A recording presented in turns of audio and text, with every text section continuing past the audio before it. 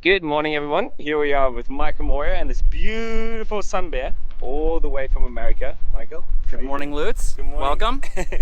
So you just came across from Lagos to Lanzarote, and the boat came in a container from California all the way to Portugal. The port of Los Angeles, Long Beach, in a container to Signs. And we had my freight forwarder that we found in Portugal deliver it from Signs down to Lagos, and we put it together in Lagos and messed around there for a week and a half, and then raced over here for Fantastic. 6 days and a couple of hours. Great. So. I mean, I only saw from the outside so far, but I heard there's one of the most beautiful 580s on the water. Everybody is teasing me this is the Rolls Royce of 580s, which is Gorgeous. not what you want at the racetrack, but you know it's what you want to sleep in. So let's have a quick tour on the boat, right? Let's maybe start from the bow. Wow, yeah. So you got the Blue Shark and the Harkin gear there. All happy with that? With the gear? Yeah. The Harkin works effortlessly. The Blue Shark is fine. I would really like to get the A3, which is the bigger one. When I order a new sail, it will be a top-down furler. That would just be super convenient and keep me from spending any more time on the foredeck than I have to. So you got two inlets there as well, water and waste. So you got a toilet on the boat. I have a toilet with a holding tank to be completely MARPOL compliant for, being near shore, and I can live in any marina anywhere. And Just a liveaboard boat. you could live aboard. I'm thinking of here at the start. Right. Keith is living aboard, but he's also at the far end of the pontoon, and he's much closer to the bathrooms. So being out here, I'm literally at the end of the world. I would much rather just. And you knew that from the beginning. You were here, so better put a toilet in. Well, yeah, especially in California. I would say the States, there are lots of pump out stations. You got to be either 3 miles offshore, or there are lots of pump out stations. So I just made it compliant.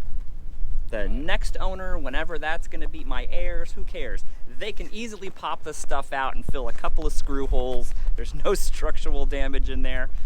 But in the build instructions, it says you will have a double bunk forward or a fitted marine head. And I was like, well, I don't need to sleep more people. How about we put a head in here? Because I know that some people are very happy to bucket and shuck it, but man, Give you some luxury. yeah, some luxury. Just sit down for a moment, contemplate life. Beautiful. All right. So if we carry on. And then the water tank is actually, I have 2 real water tanks, 16 gallons apiece. Instead of the jury jugs and moving things around, they're just fixed.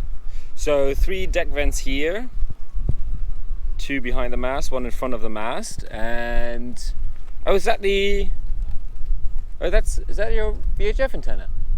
No. Is that a? No, that's a fiberglass rod. Right. Wait, what is it for? I use it for mine screwing my competition. They don't know what it's for. It's not attached to anything. It's a booming out pole.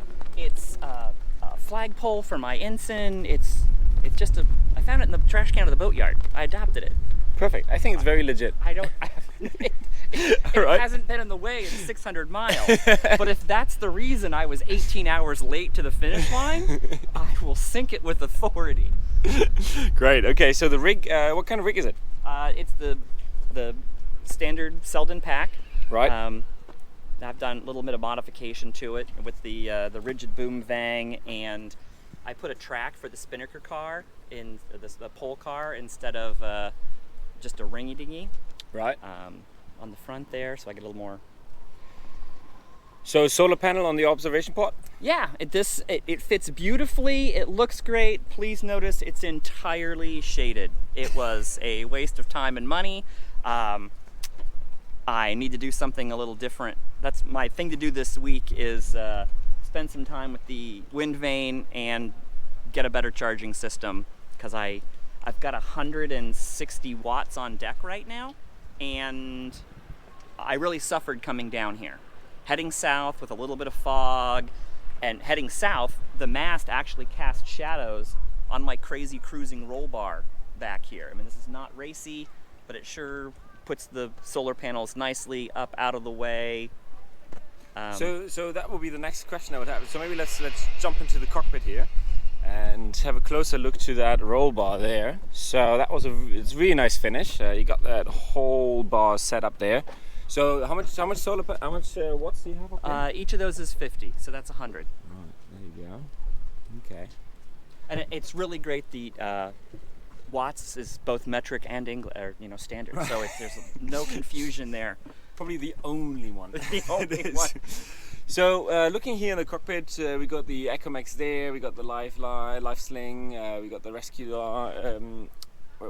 what's the name again? Rescue throw rope, right? The dam buoy here, and then they're down there. So we have 2 flaps and a third one down there. So yes, once again. Right after we started building, the rule was you needed to have the 2 little cockpit drains and then an additional 2 10-centimeter, for being pooped, massive drains. And I thought, well, that's a lot of holes in the boat. I will put flaps on them. So I made them big and square and flappy, and then I moved the 2 center drains to the middle. I actually keep duct tape over the center one with a little pull-away tab because it does let water back in occasionally, just enough to keep your feet damp. And I don't need that, so. It's a Rolls Royce, isn't it? Well, you don't want to put a wet foot in a sleeping bag, then the foot of your sleeping bag is wet for days. Great. Okay, so cockpit really, really nice. Feels very, very comfortable. Very nice finish. So got a contest compass there, you got 2 bags for the ropes, and you got another vent there. So what's this? It's just a special No, handle. it was a handle. It's a half a handle. Well, it was a whole handle.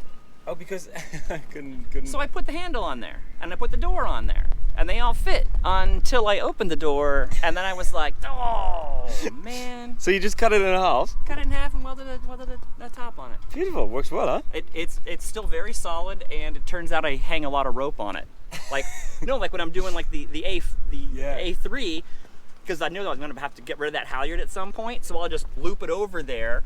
And I probably should have done it over here also, now that I see how convenient that is. But because the door opens that way, right. I do spend a lot of time, and this is just a great handhold, one more thing to hang on to, it's fine. That's gorgeous.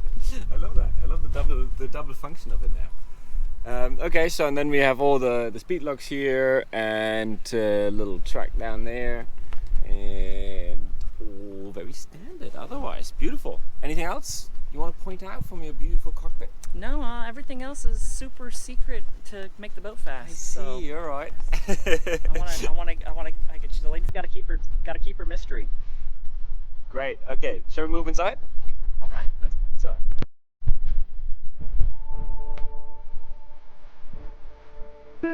Take my shoes off.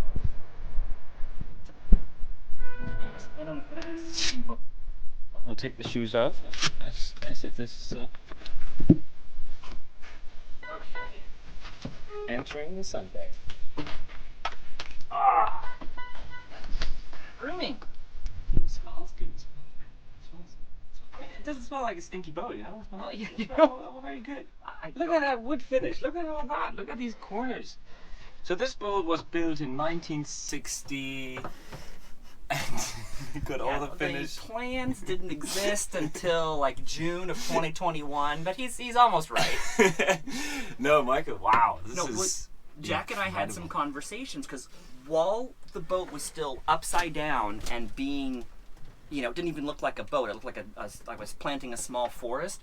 I put some clear epoxy and varnish on stuff, and he's like, "What are you doing?" And I'm like, "Oh, this is gonna be wood panels when I'm done." And I'm not sure it dawned on him that very day, but at the end, when I, pulled off like the paint, like when I came in here and I just blew white paint over everything and I pulled the tape, and he was like, "Oh man, you had a vision right from the beginning and you went with it." So, So you got the kit together, you put it all together, and then you just varnished the whole inside, or? No. I varnished everything. The white was the last thing to do. Right. So It's actually a clear Imron. Okay. I want it to be very durable. So it's a clear Imron, and there's white at the edge of the windows as to not get UV damaged. But hey, that's only because how many boats you look around and you're like, oh well, the varnish, it's exposed to sun, turns to crap really fast. So Absolutely. anyway, it'd be easy to paint it white if someone's like, oh, wood's atrocious, but. I spent a long time massaging the wood for this boat. I might as well enjoy some of its beauty and grain. Okay, so walk us through it. So that's a galley. So we have our galley. With a fantastic pole. Well, Wooden post how for was the you gonna gimbal. hold that? It's got a tippy toe pump.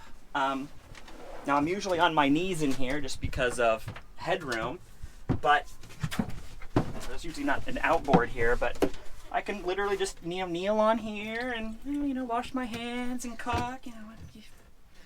You want like baked asparagus tonight? What do you need? We can do stuff as long as it comes out of a jet boil container. We can make it.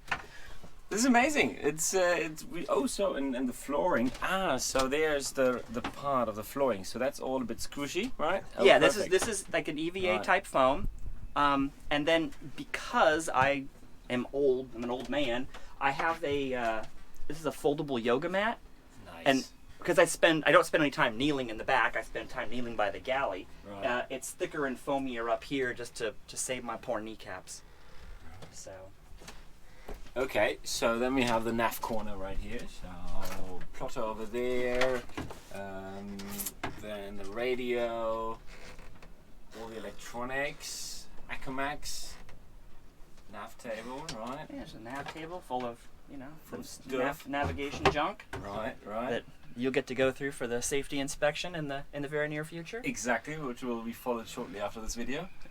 And then we got is that from the radio? Yeah. Speaker. Yeah. Do you have a sound system? Oh yeah, there's a little box. Oh yeah. Right. This is the sound system that goes outside, and It's it mobile. has its own. Yeah, it goes. It's got a little clip outside, and it's rubberized, and it's the same clip that the Garmin InReach uses. It's very, very useful. Okay, so then we have little cubbies over here to store stuff. Full size bunks, you can stretch out all the way. And we've got the life raft down there. Where do you store the medical? Next to the So- life raft. It's next. Can you see my safety stickers? All right, there, yeah. Oh boy, beautiful. Yeah, good Right. thing it wasn't an emergency. Exactly. Where But would be the You emergency could exit? also use my emergency plan and find anything you need. Gorgeous. Very done. So what's your profession? Talking about all these things. The marine industry. Right. I just Captain. You've got a captain I've here. always worked in the marine industry. There you go. So standards, safety standards, are very imminent. Well, Yes. I worked in the yachting industry, so it needs to look like a yacht because Right. my ex-customers would be like, "What? He made my boat so beautiful, and he turned this out for himself? That's terrible." So okay, so lee cloth you got down there, and then I guess you store all the food under the bunk, or what's the main storage area? Mostly under the bunks are water tanks because I have the built-in water tanks. Yeah, of course. A little bit aft in these lockers. This is mostly damage control, drogues, survival suit. That side has most of the dehydrated food in it. There's really I've got a battery under each one, under the nav station, one under the sink. I don't have a major storage place, but I also don't need to store that much. Right. All right, let's move forward to the to the heads. The water closet. I'll let you go in there because that wasn't built for two. Is that like a modern baby bly? Like by toilet, like the pump ones? Yeah. Nice. We don't use them in Europe anymore. What do you use? Well, we have those Japsco, pump handle ones. Anyway, I like that. similar. That's similar. This is just a different brand, Rare Tan. Ow. Told you to watch your head. All right. So this is very nice and spacey. So there's the holding tank, and we've got some ropes over there, And yeah, If and the you look toilet right around the here. corner, you'll see the ditch bag, and that's Right behind up the here. hatch. Oh yeah, there you go. Mast wirings above. And, So where do you store your batteries? I have one right here out of the nav station, Right. which is hard to see without popping 6 screws. And then I have one under the sink, which is much easier to see because it's got a door above it. Alright, there you go. Okay, so there's the valves. Let me move. And then Let me move my water, and you can see the battery. alright, there you go. Look at this. Dehydrated fruit and veggies. I can't wait to dig into that. Perfect. Alright. Gorgeous. Gorgeous, gorgeous. Very, very beautiful, Michael. Well done. What about? Feels very, very comfortable. Like a Rolls Royce. Like a Rolls Royce. Slow ocean going Rolls Royce. 5.8 meters. So what was the favorite part of building the boat? Being done. No, I say that because I'm very proud of the boat. I'm glad that people have noticed my fit and finish. And when I say I've built this boat myself, I'm really glad they're not like, oh, it looks like you built this boat yourself. No, I mean it's like I want it to be the model home of the 580s. Right. Yeah, this is the best it can be. You know, not really. I mean, you can make this probably better, but no, there's definitely some pride. Yeah. I've worked in the marine industry my whole life. I've managed shipyards and done deliveries. Lots of fiberglassing and stuff. I've never had to cast my own lead. I mean, this took all of my known skills and put them all together in the same project, which I've never done before. And like I said, including casting my own lead bulb. And I'm like, man, that was, most people don't smelt their own lead. No. So, but this was definitely the first boat you've ever built. No. No, you've built boats before. I built a skiff. A skiff. All right. I built a skiff, and I did lots of studying before I built that skiff. Right. And now it was only a 12-foot boat. So what is that? 3 meters? Right. 4 meters. No. So you're very, very proficient in fiberglass work. And I'm not afraid of fiberglass and epoxy and Right. sanding and fairing and stuff. Gorgeous. All right, brilliant. Thank you very much, Michael, for this little tour. Okay. And all the best for your Transat.